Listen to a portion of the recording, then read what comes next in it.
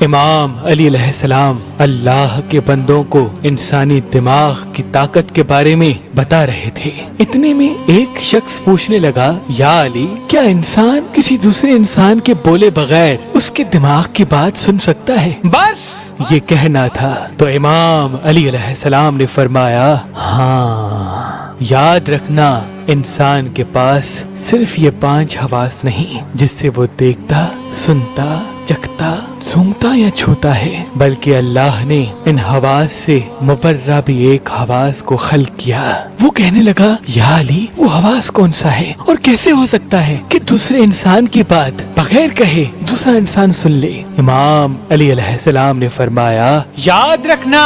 جب انسان اپنے دماغ میں کسی چیز کے بارے میں سوچتا رہتا ہے تو اس سوچ کا اثر آس پاس کے لوگوں کے دماغ پہ پڑنے لگتا ہے اور یوں ایک دائرہ قائم ہو جاتا ہے اور دوسرے لوگ اس سوچ کے اسیر ہونے لگتے ہیں، اور وہی سوچ گھر کے ماحول، محلے اور انسان کی شخصیت پہ اثر کرتی ہے۔ میں نے اللہ کے رسول سے سنا کہ کبھی بھی برا نہ سوچو، کیونکہ انسان کی بری سوچ صرف انسان کی شخصیت پہ نہیں بلکہ انسان کے گھر اور انسان کے آس پاس کے لوگوں کے دماغ پہ برا اثر ڈالتی ہے، اور خصوصاً ان بچوں کے دماغ پہ جو بچے بالغ نہیں۔ کبھی بھی اپنے بچوں کے سامنے گناہ کی سوچ کو دماغ پہ حاوی نہ کرنا۔ انسان یہ سمجھتا ہے کہ جب تک وہ کہتا نہیں کوئی سن کیسے سکتا ہے، لیکن حقیقت تو یہ ہے کہ بولنا تو صرف بات کو واضح کرتا ہے، بات کو جنم نہیں دیتا۔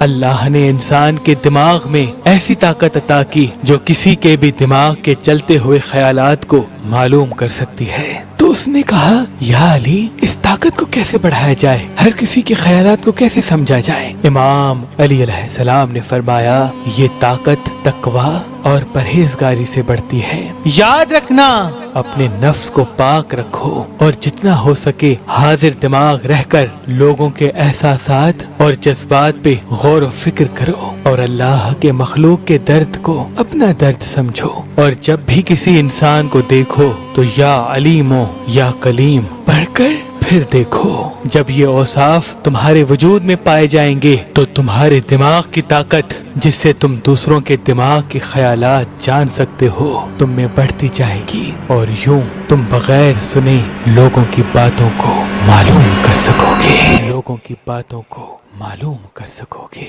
لوگوں کی باتوں کو معلوم کر سکو گے۔